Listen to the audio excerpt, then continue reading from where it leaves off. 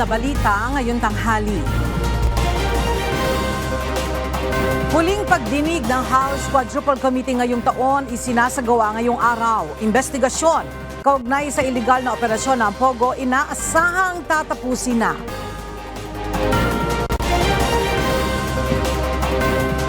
Listahan ng 66 na senatorial aspirants para sa 2025 midterm elections pinal na ayon sa Commission on Elections. Kasunduan para sa pagboto ng libu-libong persons deprived of liberty pinirmahan. Grupo ng mga truckers at motorcycle taxi companies pinulong ng MMDA ngayong araw, bunsod ng magkakasunod na aksidente. Maynilad at Manila Water magpapatupad ng dagdag singil sa tubig sa susunod na taon.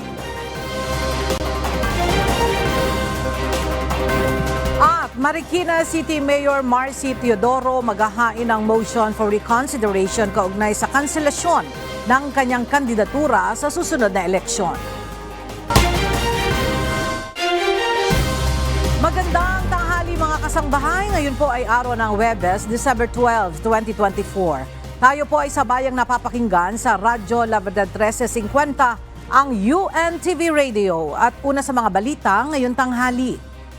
Matapos na bigong humarap kahapon sa National Bureau of Investigation, si Vice President Sara Duterte, muling binigyan ng NBI ng pagkakataon si VP Sara hanggang sa katapusan ngayong Disyembre para harapin at magpaliwanag kaugnay sa issue ng umano'y kanyang mga naging banta laban kay Pangulong Ferdinand Marcos Jr., First Lady Liza Araneta Marcos at House Speaker Martin Romualdez.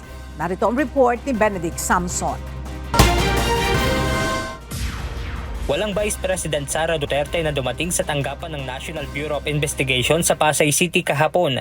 Sa ikalawang pagkakataon, hindi na naman sumipot si VP Sara at tanging ang kanyang legal counsel ang nagpakita sa opisina ng NBI, dala ang liham mula sa Vice Presidente. Lagi kong sinasabi, ang kaso hinaharap, hindi tinataguan yan.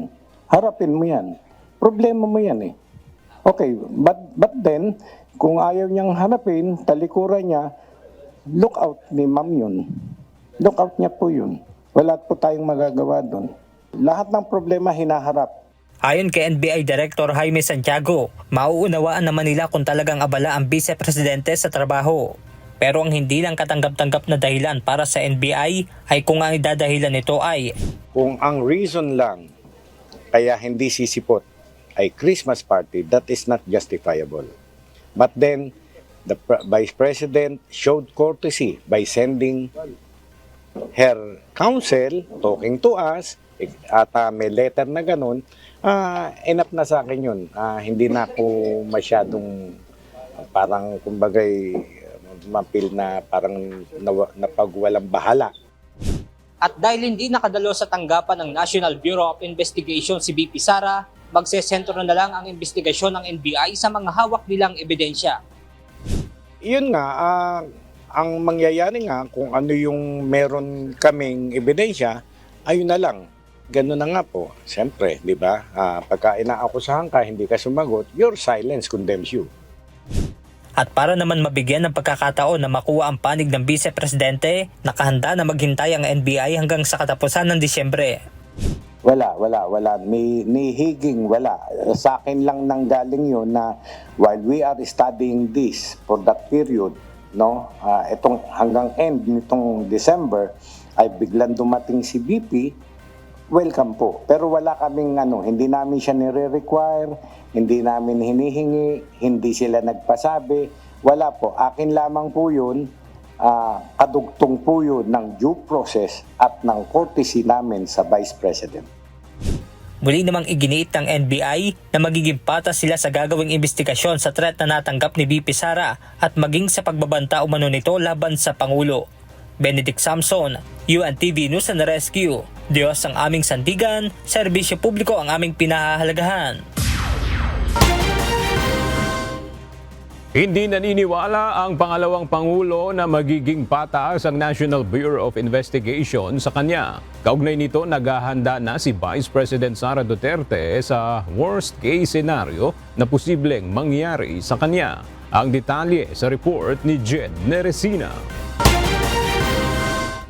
Hindi na naman personal na nagpunta si Vice President Sara Duterte sa tanggapan ng National Bureau of Investigation kahapon December 11, kundi nagpadala lang ito ng sulat sa pamamagitan ng kanyang abogado. Sa isang press conference sa kanyang opisina, sinabi nito na inaasahan na niya ang patong-patong na kasong ihahain laban sa kanya. Kasama na rito ang mga kaso na walang bail at posibleng magkaroon ng warrant of arrest. Gayunman, tiniyak ng Vice Presidente na hindi siya tatakas o magtatago sa ibang bansa. No, I do not plan to leave the country, or I do not plan to hide if there will be a warrant of arrest. Mainly because my children are here. Kung madetine man siya, ay gusto niyang manatili sa bansa para makita pa rin ang kanyang mga anak. Samantala, sinabi ni VP Duterte na naniniwala siya na hindi magiging patas ang gagawing investigasyon ng NBI, kaya hindi na rin siya pumunta ng personal dito. Wala rin namang magbabago dahil sa una pa lang ay may plano o desisyon na ang mga ito laban sa kanya. I don't think magiging patas itong investigasyon na ito. Dahil kung nakita nyo naman yung mensahe ng Pangulo na sinabi niya na ganitong kriminal na mga, sorry hindi ko maalala yung exact words na sinabi, pero sinabi niya ageist. Sinabi niya ganitong mga kriminal na gawain na hindi ko palalampasin. So sa makita na natin, no, the pronouncements of the President, meron ng bias. Bukod sa pronouncement ni Pangulong Ferdinand Marcos Jr., malinaw na rin aniya sa kanya ang posisyon ng Department of Justice kaugnay sa mga nangyayari. Kung nakita niyo rin yung interview ng isang USEC ng Department of Justice, sinabi niya a threat is a threat. Well, if you're a lawyer, you would argue na no, there's several kinds of threats, but nakita nyo na doon pa lang sinabi na niya kung ano yung position niya. At as a USEC of DOJ, we expect that that is the position of the Department of Justice. Kaya binigyang diin ni VP Duterte na pumunta man siya o hindi sa tanggapan ng NBI, naniniwala ang kanyang kampo na magkakaroon at magkakaroon pa rin ng kaso laban sa kanya. Inaasahan na rin nila ang worst case scenarios gaya ng removal from the office o ang impeachment complaints laban sa kanya at patong-patong na kaso na hindi na rin nila ikagugulat. Pinaghahandaan at pinag-aaralan na lang aniya nila ang mga reklamo o kasong ihahain sa kanya. Jen Neresina, UNTV News and Rescue. Diyos ang aming sandigan, serbisyo publiko ang aming pinahahalagahan. Inihayag ni Vice President Sara Duterte na nawala na siya ng tiwala sa buong gobyerno at pinag-iisipan na niyang kumuha ng pribadong security agency para sa kanyang personal na proteksyon. Mangangahulugan ito ng pagkuha ng higit kumulang 440 na bodyguards para sa isang VIP kung tutumbasan niya ang bilang ng mga itinalaga sa kanya bago magkaroon ng alitan kay Pangulong Ferdinand Marcos Jr.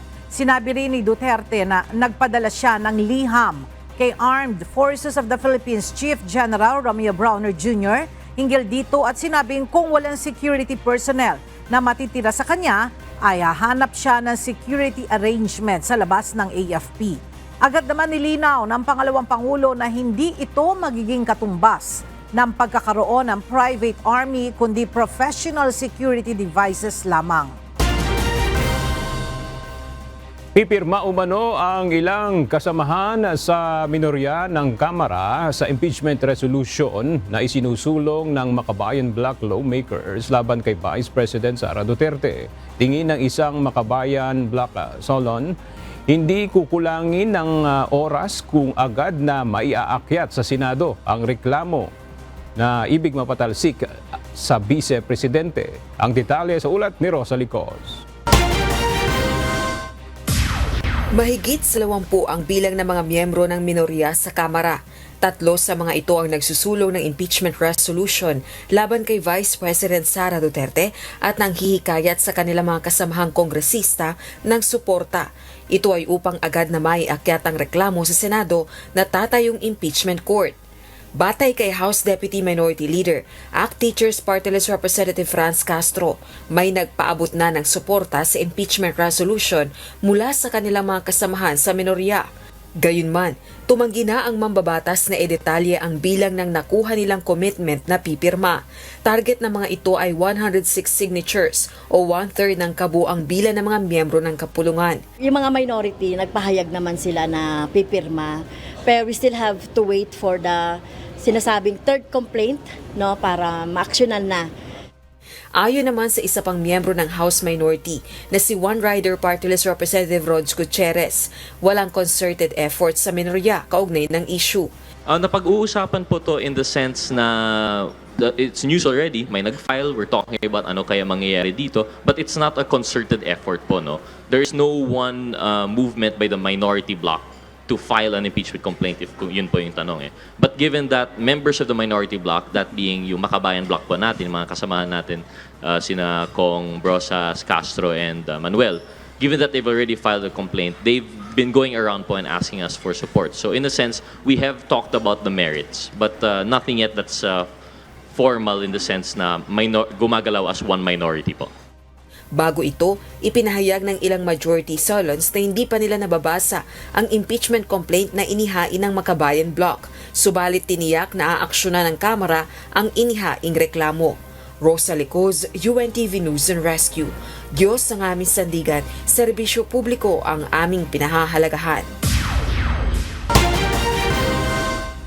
Hindi pa natatalakay ng Korte Suprema ang inihaing disbarment case ni Secretary Larry Gadon laban kay Vice President Sara Duterte. Inihain ni Gadon ang disbarment case laban sa Vice Presidente noong nakaraang buwan. Ang detalye sa report ni Dante Amento. Wala sa sesyon ang Korte Suprema nang ihain ni Secretary Larry Gadon ang disbarment case laban kay Vice President Sara Duterte noong nakaraang November 27. Kaya naman hindi pa nila ito natatalakay. Ayon kay Chief Justice Alexander Hismundo, titingnan nila kung makakasama ito sa agenda sa susunod na taon. When we received that complaint letter, naka-recess na kami at that time. So we have to wait until next year for the resumption of the session. Ang disbarment case ni Gadon ay nag-ugat sa umano'y banta ng Vice Presidente laban kay Pangulong Ferdinand Marcos Jr. Bukod sa isinampan ni Secretary Gadon, mayroon pang 2 disbarment case laban kay VP Sara na nakabinbin ngayon sa Korte Suprema. Ang consolidated disbarment case noong alkalde pa lamang siya ng Davao City at isang kaso na isinampan naman ng isang anonymous complainant.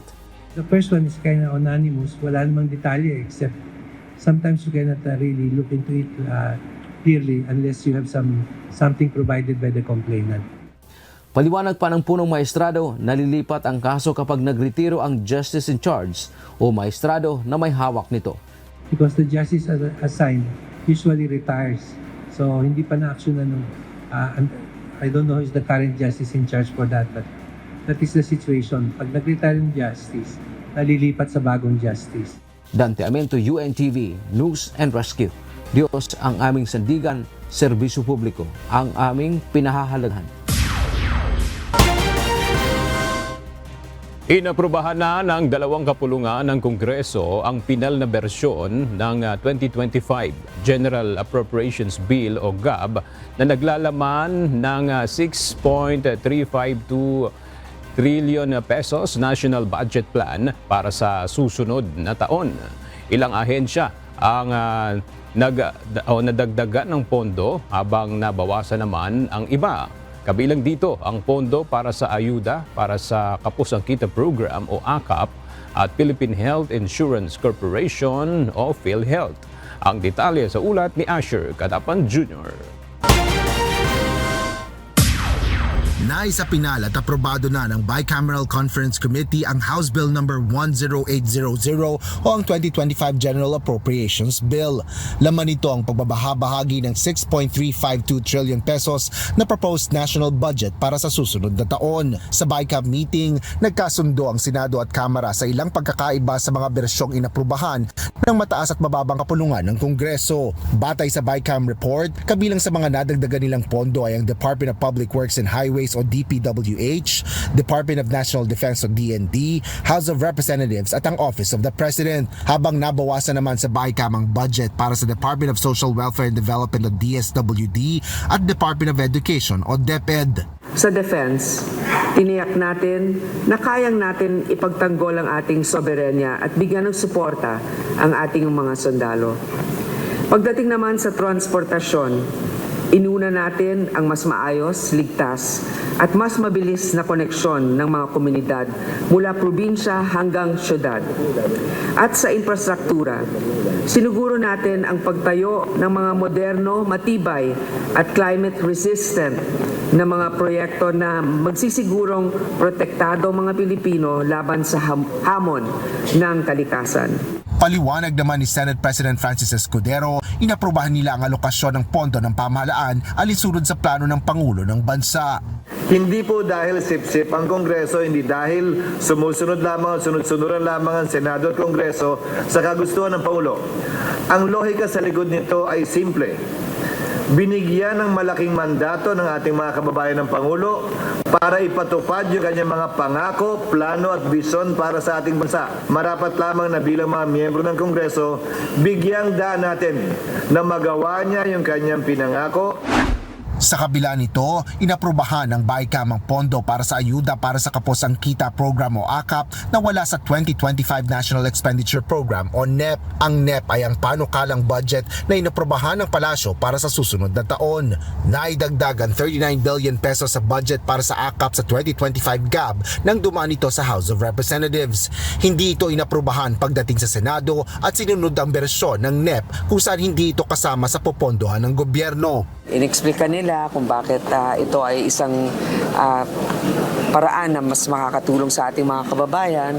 Ito naman ay ating pinakinggan at pinagbigyan rin. Kaya lamang hindi namin pagkasunduan namin na babaan ang pondo para sa AKAP. So yung initial amount na hinihingi ng House na 39 billion if I'm not mistaken, medyo napababa natin sa about 26 billion or 20 plus billion. Kinumpirma rin ni Senador Poe na hindi na nadagdagan ang pondo ng Office of the Vice President o OVP alinsunod sa napagkasunduan ng mayorya. Inexplika ko naman sa kanila na meron namang pagkakataon yung Office of the Vice President na tumulong pa rin. Meron silang social services allotment na 600 million na pwede nilang gamitin para dyan. Hindi naman sila nawalan at yun nga yung sinasabi ko noong umpisa pa lang, capacitated pa rin sila. Para naman sa pondo ng Philippine Health Insurance Corporation of PhilHealth, inaprubahan lang ng Bicam ang paglalaan ng operating cost para sa naturang state insurer. Paliwanag ng mambabatas, hindi naman nagagamit ang PhilHealth ang subsidiya na ibinibigay ng gobyerno, habang mayroon pa niya itong nasa 600 billion pesos na reserbang pondo. So sa ngayon, ang PhilHealth ay hindi nabigyan ng budget sapagkat kailangan nilang gamitin muna yung kanilang reserve funds na kung nakikita ninyo, marami nang nagagalit dahil hindi nabibigyan ng tamang reimbursement. Hindi mabilis ang pagka-reimburse. Sa opisyal na pahayag, sinabi naman ni Senador Risa Ontiveros na obligasyon ng gobyerno na bayaran ng premiums ng mga indirect contributors kabilang ang mga mahihirap, senior citizens at persons with disability o PWD. Kapag anya inabando na ito ng gobyerno, papasan dito ang mga ordinaryong mamamayan na buwan-buwan ang kinakaltasan ng PhilHealth. Kaya ang zero subsidy anya ay hindi patas, iligal at maaaring hindi nababatay sa konstitusyon. Samantala, posibleng pirmahan na ni Pangulong Ferdinand Marcos Jr. ang 2025 proposed national budget sa darating na December 20. Gayunman, nilinaw ng Presidential Communications Office na tentative pa lamang ito at posible pang magkaroon ng pagbabago. Asher Cadapan Jr., UNTV News and Rescue. Diyos ang aming sandigan, serbisyo publiko ang aming pinahalagahan. May kapangyarihan ang Kongreso na baguhin ang paglalaan ng pondo ayon kay Senate President Francis Cheese Escudero. Ito ay matapos tumutol ang ilang senador sa pagratipika ng BICAM report para sa 2025 national budget. Mula sa Senado, nagbabalik si Asher Cadapan Jr. live. Asher, ano ang paliwanag ni SP Escudero sa pagkakaroon nila ng kapangyarihan na baguhin ang budget allocation ng mga ahensya ng gobyerno? Walang pwedeng batas na ipasa ang nagdaang Kongreso para itali ang kamay ng susunod na Kongreso, lalo na kung hindi naman ito angkop at bagay sa panahon. Ito ang paliwanag ni Senate President Francis Cheese Escudero sa isang panayam sa kanya sa gitna ng pagkwestiyon sa pagbibigay ng zero subsidy sa Philippine Health Insurance Corporation. Alinsunod yan sa 2025 national budget na naipasa or naaprubahan sa Bicameral Conference Committee kahapon. Ayon pa kay Senador Escudero, sa ngayon ay sobra-sobra ang pondo ng PhilHealth na umaabot ng nasa 600 billion pesos. Ngunit hindi naman anya ginagawa ng naturang state insurer ang kanilang trabaho sa dagdag benepisyo at coverage para sa mga benepisyaryo. Bunsod nito, binigyan din ng mababatas na may kapangyarihan ang susunod na Kongreso na baguhin nga ang paglalaan ng mga pondo depende sa pangangailangan. Sa Senate plenary kagabi, kasabay ng pagraratipika ng Bicameral Conference Committee report, kinwestiyon ni Senate Minority Leader Aquilino Coco Pimentel III ang ilang pagbabago sa 2025 national budget. Hindi sang-ayon si Senador Pimentel sa tinanggal na budget para sa PhilHealth mula sa BICAM report. Ito ay dahil hindi inaprubahan sa BICAM ang pondo para sa subsidiya na ibinibigay ng gobyerno sa naturang state insurer, kundi operating cost lang. Kinailangan pa ba natin na i-zero talaga si PhilHealth to free up 74 billion pesos, Mr. President? Depensa naman ni Senate Committee on Finance Chairperson Senator Grace Poe, hindi naman mapaparilisa ang PhilHealth dahil mayroon pa niya itong 600 billion pesos na reserbang pondo. Hindi natin maintindihan ba't hindi nila ginagamit yung pera na nandun na meron sila na nakaimbak sa isang, ewan ko kung anong klaseng account yan, savings account, na ang kinikita ay mas mababa pa kesa sa inflation. Mr. President, hindi pwedeng sisihin na nagkulang tayo sa pagbibigay sa kanila. Kasi nga ang daming ang pera na nandyan. Hindi nila pinamimigay ang pera dun sa mga nangangailangan at tinuturuan din natin sila ng leksyon. Gayunman, nanindigan pa rin si Senador Pimentel na hindi maaaring gamitin ang pera na dapat ay nakalaan para sa kalusugan ng mamamayan para bigyang daan sa halip ang pagyaman ng bayan. Nagbigay naman ng manifesto si Senators Ronald Bato del Rosa at Christopher Bongo para sa pagtutol nito sa zero subsidy para sa PhilHealth. Sa huli ay pinagtibay ng mataas na kapulungan ng Kongreso ang BICAM report matapos itong katigan ng mayorya ng mga senador na dumalo sa plenaryo kagabi. Habang bumoto naman ng no para sa pagpapasa ng budget sina Senador Pimentel at Deputy Minority Leader Senator Risa Ontiveros. Kasabay nito ay niratipikahan din ng kagabi ng House of Representatives ang BICAM report para sa 2025 national budget. Yan muna ang latest dito sa Senado. Balik sa iyo, Ella. Maraming salamat, Asher Cadapan Jr.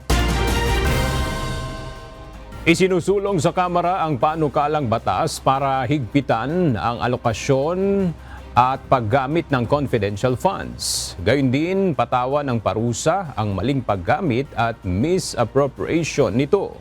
Ang detalye sa ulat ni Rosalie Coos.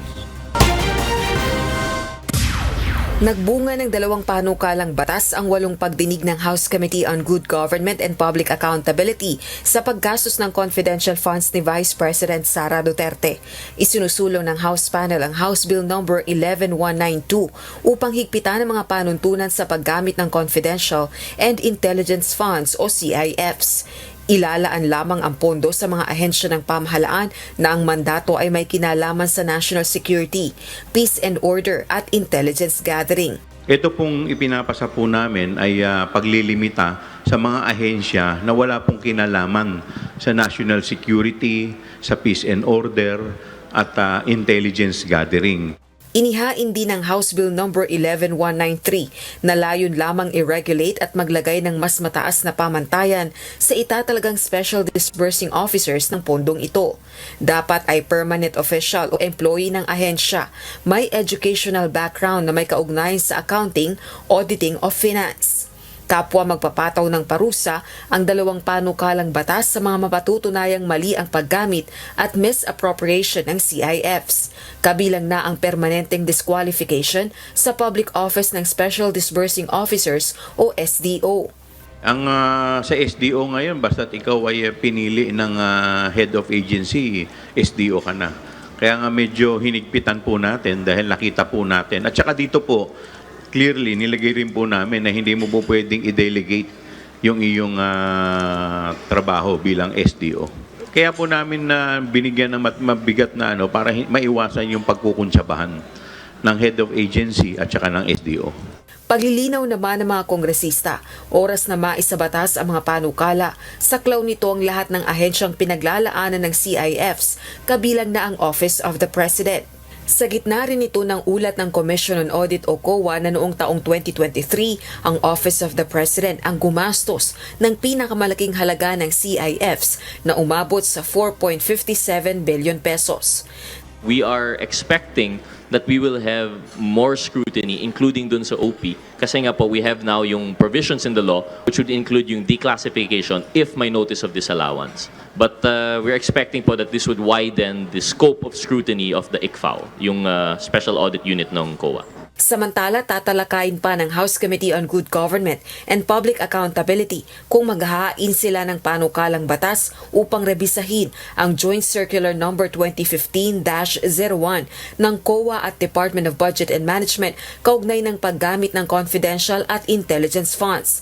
Sa susunod na pagdinig ng House panel sa 2025, iimbitahan ang mga nangunguna sa COA, DBM, Department of the Interior and Local Government at Department of National Defense upang konsultahin kaugnay ng issue. Rosa Licoz, UNTV News and Rescue. Diyos ang aming sandigan, serbisyo publiko ang aming pinahahalagahan. Tiniyak ng Philippine Amusement and Gaming Corporation na tuloy-tuloy na ang shutdown sa lahat ng Philippine Offshore Gaming Operators o POGO firms sa bansa sa katapusan ng taon, alinsunod sa kautusan ni Pangulong Ferdinand Marcos Jr. Inaasahan naman ng Department of the Interior and Local Government ang pagsulpot ng guerrilla POGO operations, lalo na sa mga probinsya, kaya naghahanda na sila para habulin ang mga ito. Narito ang report ni Evan Alvarez. Pinulat ko po sa Pangulo na sa December 15, 4 na araw po mula ngayon, kanselado na po ang lahat. So, liliwanagin lang po namin tatlo rito, wala pong meron ng may lisensya pagtuntong po ng January 1, 2025. On track ang POGO phase-out. Ito ang siniguro ni Philippine Amusement and Gaming Corporation o PAGCOR Chairman and Chief Executive Officer Alejandro Tenco sa gitna ng palapit ng deadline sa pag-shutdown sa operasyon ng Philippine Offshore Gaming Operators o POGO sa bansa. Ayon kay Tenco, nasa 7 na lang ang nalalabing POGO operation sa ngayon at kakansilahin na ang lahat ng lisensya nito bago matapos ang Disyembre. December 31 ang ibinigay na deadline ng Pangulo para matigil ang lahat ng POGO ops at paalisin sa bansa ang foreign POGO workers. So, kung mayroon pa dyan magsasabing sila ay nagpapatuloy na maghanap buhay or ng kanilang operation dahil meron silang valid PAGCOR license, hindi po totoo yun. Sapagkat maliwanag po, by December 31, 2024, canceled na po ng PAGCOR ang lahat. Sa kasalukuyan, may tinatrabaho pang illegal POGO operations ang Presidential Anti-Organized Crime Commission o PAOC sa iba't ibang lugar sa bansa. As we speak, sa araw na to, 7 na lang po ang natitira. Sapagkat voluntary na pong, dahan-dahan na pong sumusulat sila and requesting for the cancellation of their respective licenses. Siniguro naman ni Interior and Local Government Secretary John Vic Remulla na hindi titigil ang pamahalaan hanggat hindi nauubos ang ganitong mga uri ng operasyon sa bansa. Ito ang tugon ng kalihim nang matanong kung maaasahan na ba na magiging POGO-free ang Pilipinas sa 2025. All licenses are canceled, so POGO-free tayo. Guerrilla operations will flourish, but we will go after them.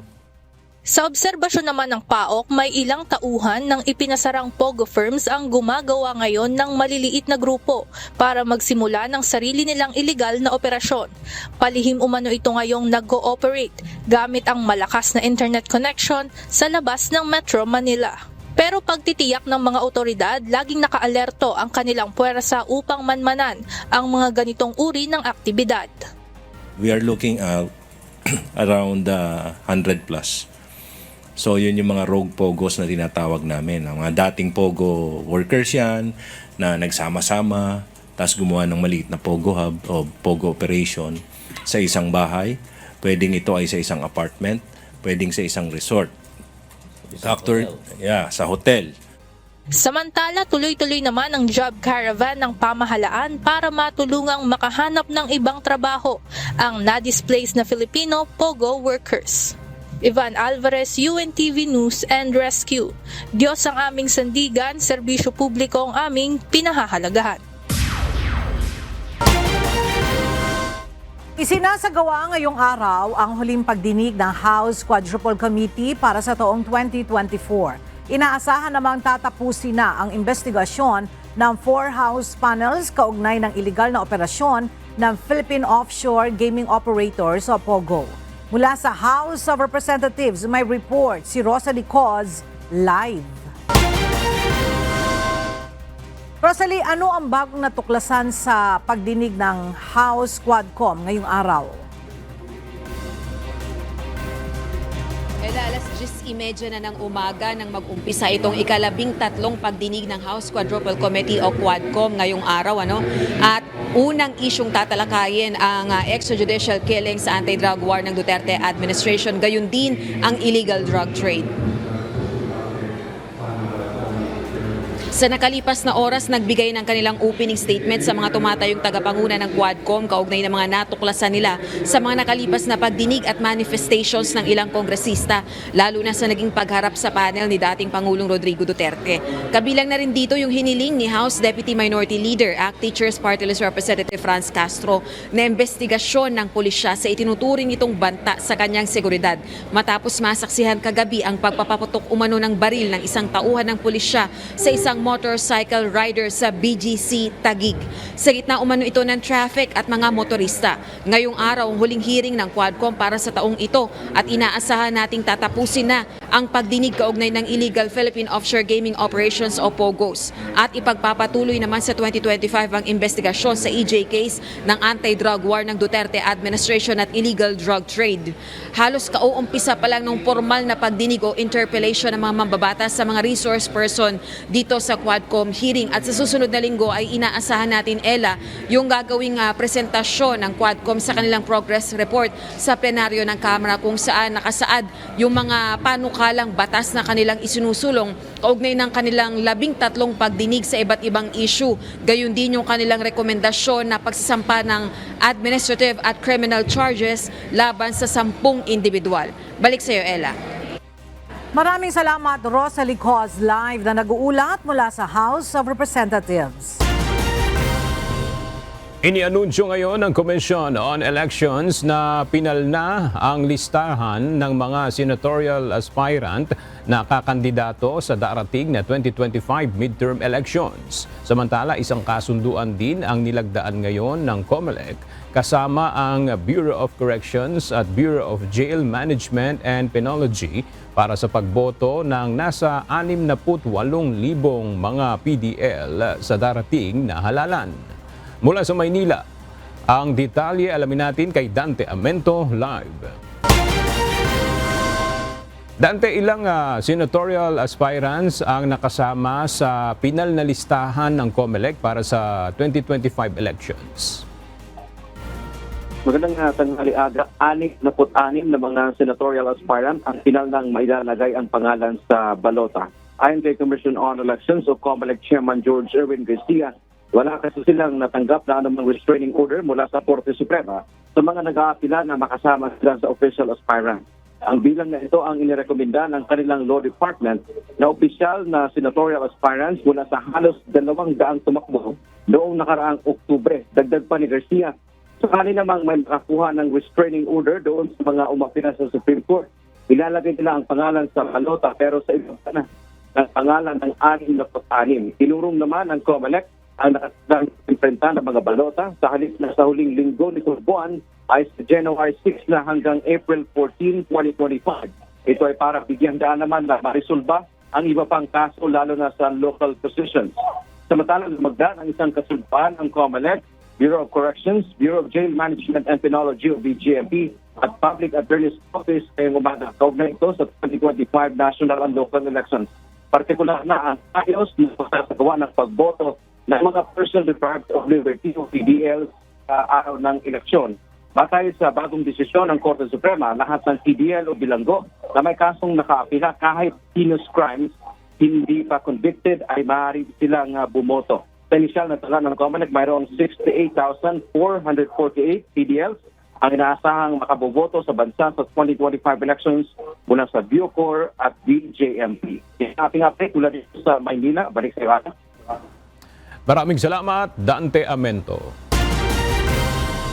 Hinimok ng COMELEC ang mga kandidato na igalang at irespeto ang intellectual property rights sa paggawa ng campaign jingles, slogans at merchandise. Binalaan din ng mga ito na ang mga paglabag ay agad na irereklamo sa Intellectual Property Office of the Philippines o IPOPHIL.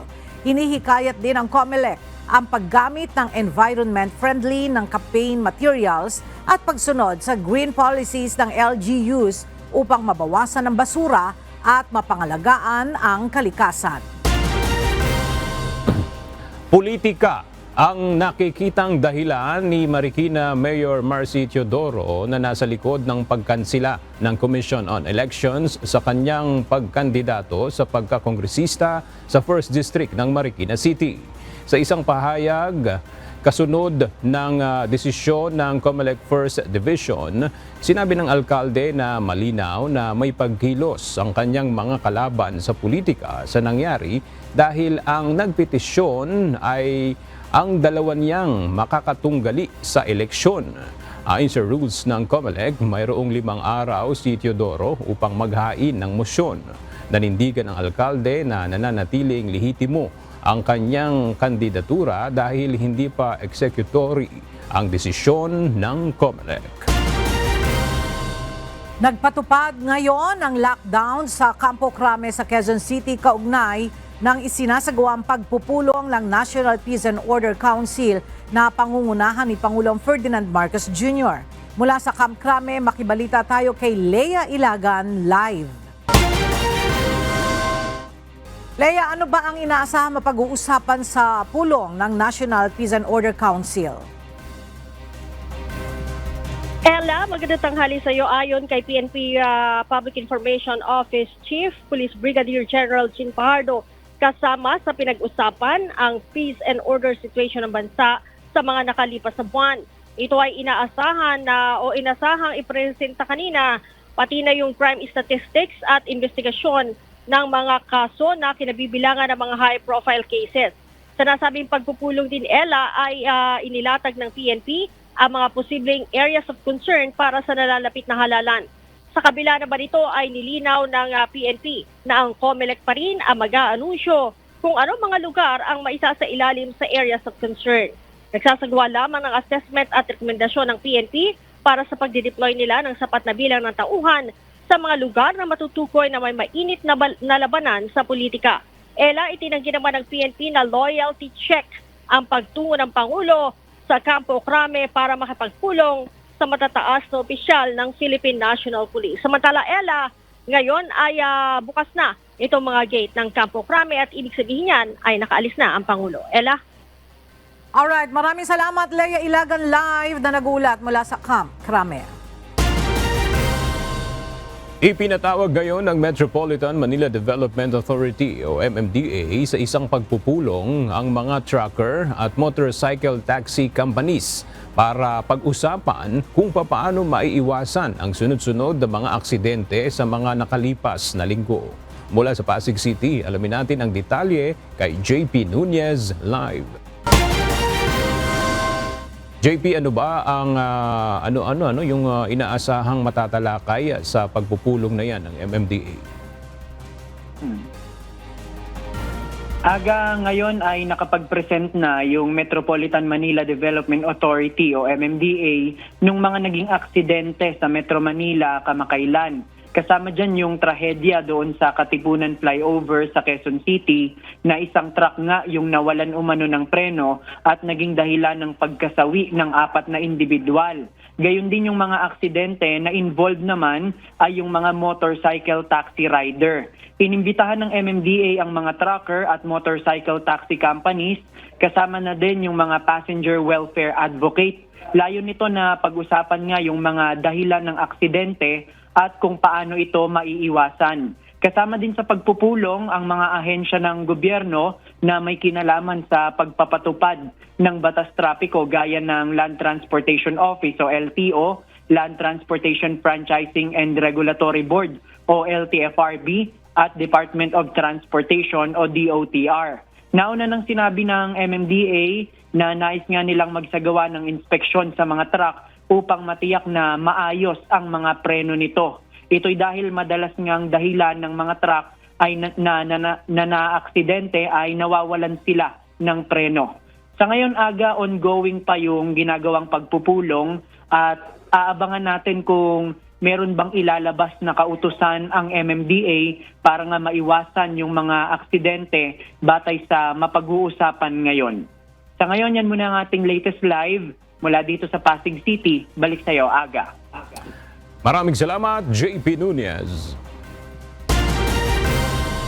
Inilabas na ng Metropolitan Water Works and Sewerage System Regulatory Office ang 2025 water rates para sa mga consumer ng Manila Water at Maynilad kung saan kapwa magpapatupad ang mga ito ng dagdag singil sa tubig. At para sa detalye, makibalita tayo kay Benedict Samson live. Benedict, kailan magiging epektibo ang dagdag singil sa supply ng tubig? Magandang tanghali, Ella. Ayon nga sa Metropolitan Water Works and Sewerage System o MWSS Regulatory Office, simula nga sa January 1, 2025 ay uumpisahan na nga itong dagdag singil sa tubig. Sa mga Maynilad consumer na nasa regular residential area, mula sa dating monthly bill na 161 pesos 0.51 centavo ay magiging 189 pesos 0.59 centavo na ito o increase na nasa 20 pesos and 8 centavo kada buwan.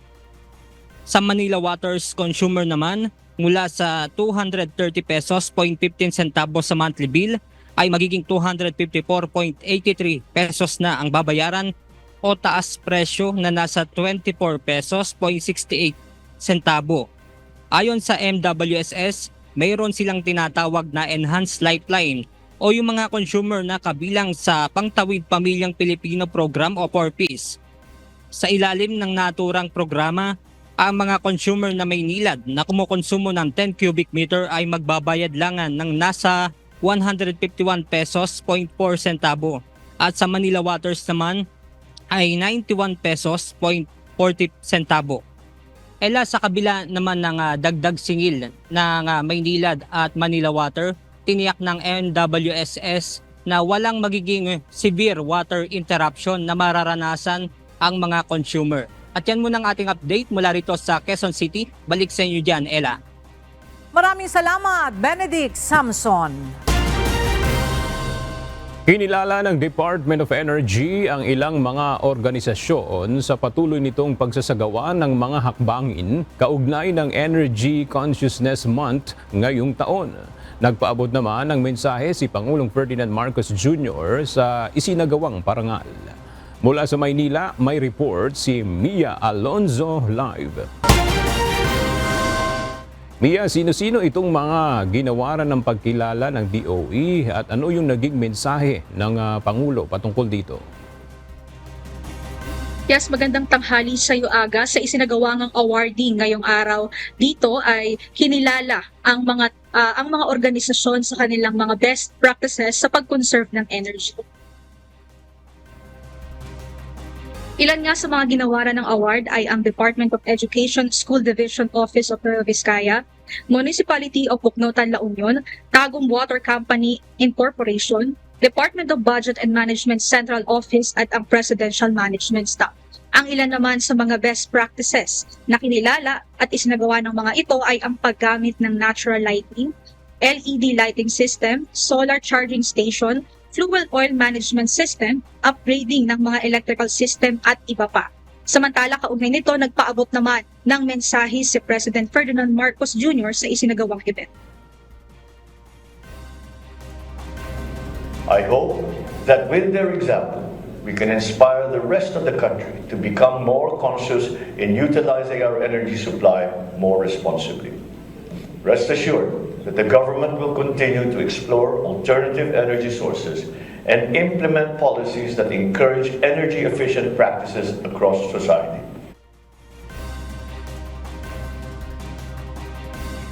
Tiniyak naman ng Department of Energy na sila ay patuloy na magsasagawa ng mga inisyatibo, partikular sa susunod na taon. Patungkol sa energy conservation.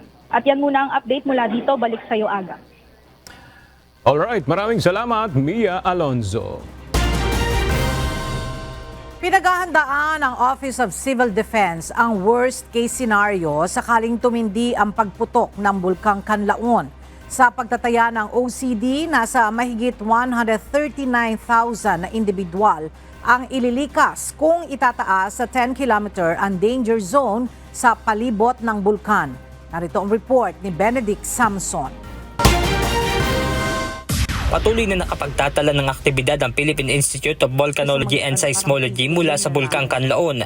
Batay sa December 11, 2024 Kanlaon Volcano Bulletin ng PBOX, nagkaroon ng dalawang pagbuga ng abo na tumagal ng 11 hanggang 39 minutes, higit 4,000 tons ng sulfur dioxide at 31 volcanic earthquakes. Sa isang press briefing na ginanap sa Office of Civil Defense kahapon, nasa mahigit 139,000 individuals ang posibleng ilikas sakaling iakyat sa 10-kilometer ang permanent danger zone sa palibot ng Bulkang Kanlaon. Kaya naman inihahanda na ng OCD ang mga karagdagang evacuation center. So that will require additional evacuation centers, require additional food assistance and the likes, no? Kasi hindi naman yan after mag-erupt ay babalik na sila kaagad. We still have to assess what happened doon sa mga areas na tatamaan ng worst case scenario or yung very violent eruption. Kung sakaling maging 10-kilometer ang permanent danger zone, madaragdagan ang mga barangay na maaapektuhan mula sa mga bayan ng Bago City, La Carlota City, La Castellana, Murcia at San Carlos City sa Negros Occidental at Canlaon City sa Negros Oriental. Sa tala ng OCD, nasa mahigit 9,000 evacuee ang nailikas mula sa Region 6 at Region 7. Kulang 50% naman ito sa target nilang ilikas dahil may ilang residente na ayaw iwanan ang kanilang tahanan at mga alagang hayop. Ayon naman sa PBOX, sa ngayon ay malabo pa nila na maibaba ang alert level ng Canlaon Volcano.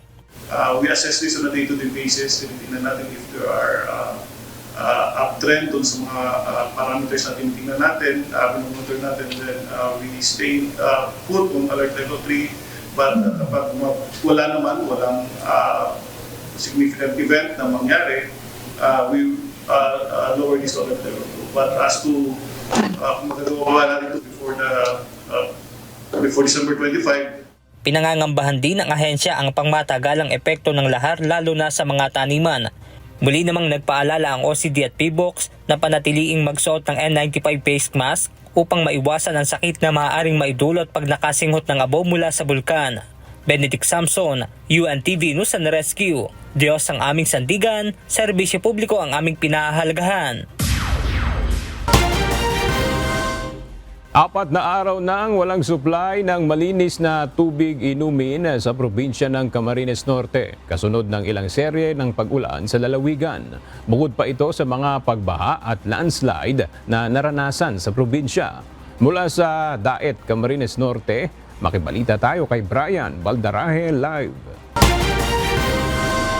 Brian, maulan pa rin ba hanggang ngayon dyan sa Camarines Norte at may paliwanag na ba ang mga water supplier dyan kung kailan maibabalik yung malinis na supply ng tubig?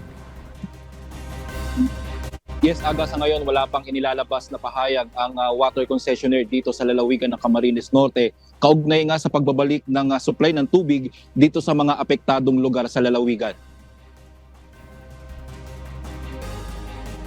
Aga, halos 4 na araw nang walang supply ng tubig ang ilang mga lugar sa Camarines Norte dahil sa ilang serye ng malakas na pag-ulan na nararanasan sa lalawigan simula pa noong linggo. Kabilang sa mga apektadong lugar ay ang mga bayan ng Mercedes, Basud at ilang bahagi sa bayan ng Daet, gaya ng mga barangay Gubat, Kamambugan, Magang at Kalasgasan.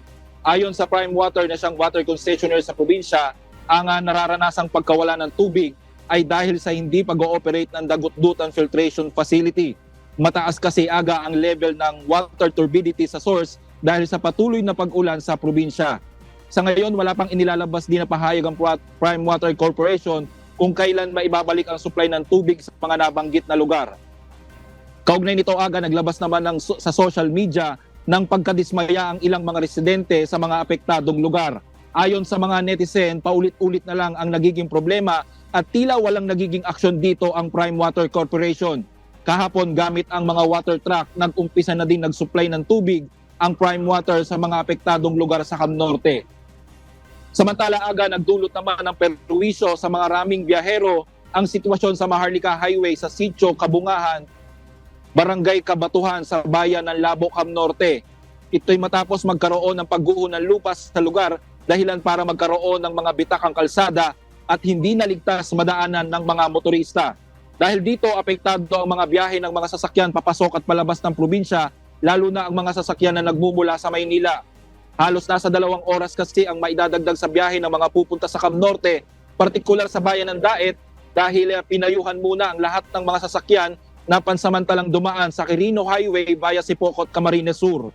Sa ngayon, wala pang binibigay na pahayag ang Department of Public Works and Highways o DPWH Cam Norte kung kailan may sasaayot sa posible ng madaanan ang naturang mga kalsada. Sa ngayon, nagsasagawa na din ng site inspection ang kagawaran upang alamin kung paano mapabibilis ang pagsasaayos ng mga sirang kalsada. Aga, sa ngayon, nakararanas tayo ng manakanakang pagbugso ng ulan pa rin dito sa lalawigan ng Camarines Norte, dulot nga nitong shoreline. Aga. Maraming salamat, Brian Baldarahe.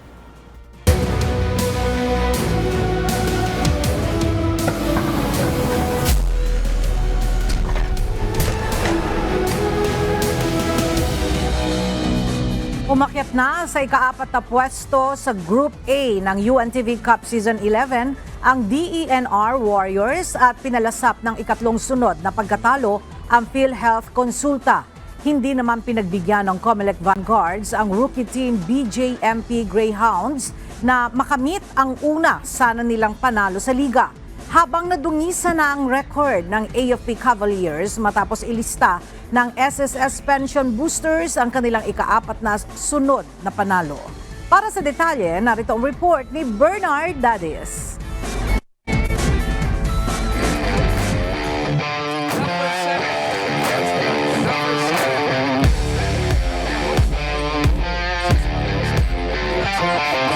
Hindi pa pa rin isinusuko ng Season 8 champion DNR Warriors ang kanilang kampanya sa Season 11 ng UNTB Cup.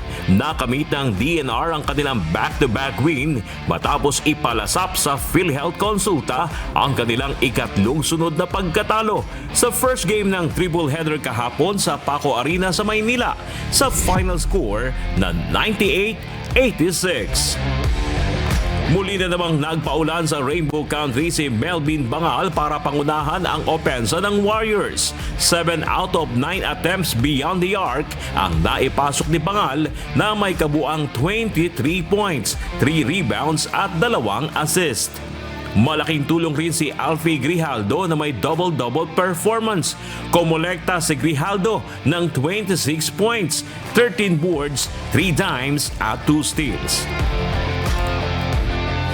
Yun nga yung pinra-practice talaga namin, yung ugali namin. Kailangan composure, iwas yung init ng ulo, at gawin lang yung mga tinuturo ni Coach at yung motivation ni Coach para sa amin.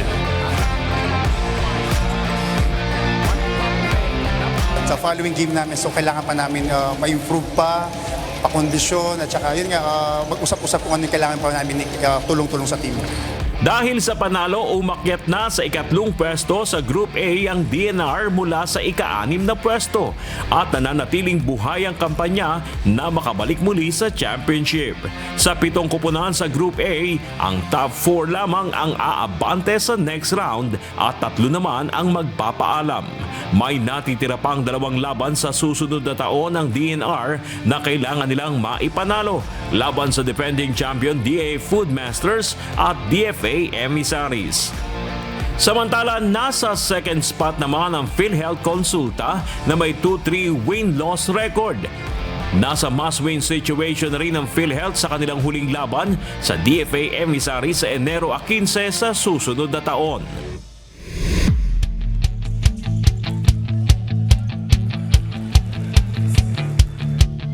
It's a seesaw battle between rookie team BJMP Greyhounds at Comelec Vanguard sa second game kung saan deadlock at 17 points sa first quarter.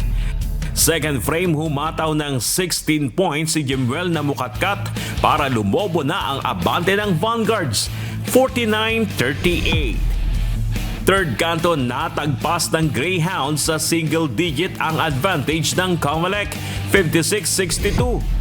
Last quarter, rumatsyada ng 11 points si Roy Parocho at 9 points naman si James Tupas para sa BJMP. Subalit di pa rin yan sapat para apulahin ang mainit na opensa ng Comelec, courtesy ng outstanding performance ni Angelo Morilla, Vincent Curador at Aljan Ungria. Sa huli tumunog ang buzzer, panalo ang Comelec 90-80. Best player of the game sina Jemuel na mukatkat na rumihistro ng 25 points, 5 rebounds at 2 assist at steals. At si Vincent Curador na kumubra ng 22 points, 11 boards, 3 dimes, 2 steals at 7 blocks. Kasi medyo maliliit po kami, konti lang po yung big man namin. So more on run and gun kami. So yung kailangan naming gawin yung mga prepare namin, and thankful kami sa mga coaches namin dahil yung mga scouting report nila, yun yung nagbigay sa amin ng boost para gawin namin yung mga kailangan namin gawin. Play as a team, aggressive din kami sa laro at saka fast break. Sa ngayon, meron ng 3 panalo at 1 talo ang Comelec, habang wala pang panalo ang BJMP sa huling 4 na laban.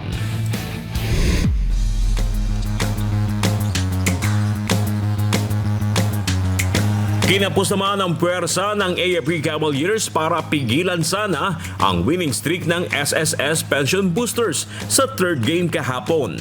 First quarter pa lamang, bumomba na ng 10 points si Listian Amparado para sa Pension Boosters.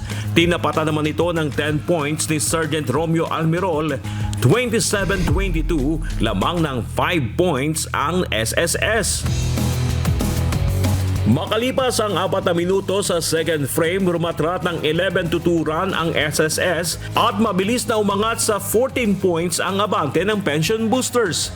Pumutok ng 8 points si Corporal Darwin Cordero at naibaba ng konti ang kanilang hinahabol, 50-39 and the first half.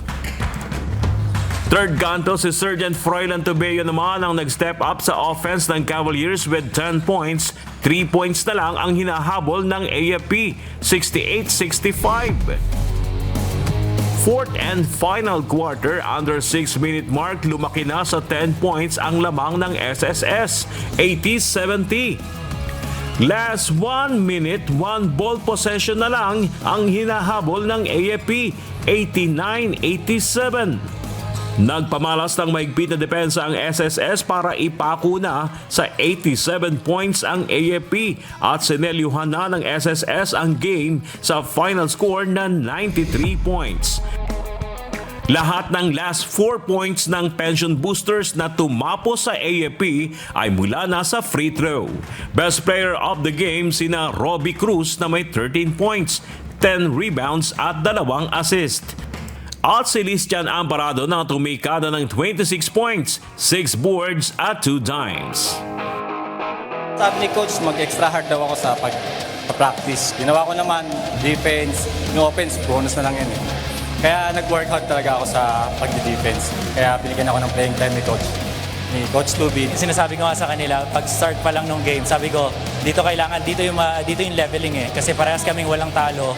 So kung sino yung mananalo dito, kahit papano, syempre, nasa top kami, pero yung ibang teams looking up to us na. Kailangan itong moral namin, kailangan namin dalhin namin hanggang sa next game para tuloy-tuloy. Dahil sa panalo, lumaki na ang tsansa na makapasok sa Final Four na abante sa next round ang SSS na nasa top spot ng Group B na may 4-0 win-loss record at may natitira pang 3 laban sa eliminations. Kasunod naman sa ikalawang pwesto ang AFP na may 3 panalo at 1 talo.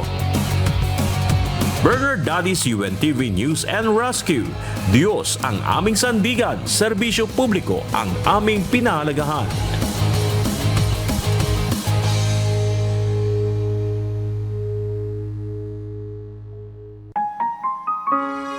At sa ating pong iiwang mga salita ng Diyos na ating sandigan mula sa Aklat ng Marcos, Kapitulo 2, versikulo 17, na nagsasabi, At nang ito'y marinig ni Jesus, ay sinabi niya sa kanila, Hindi nangangailangan ang manggagamot ang mga walang sakit, kundi ang mga may sakit. Hindi ako naparito upang tumawag ng mga matuwid, kundi ng mga makasalanan sa pagsisisi.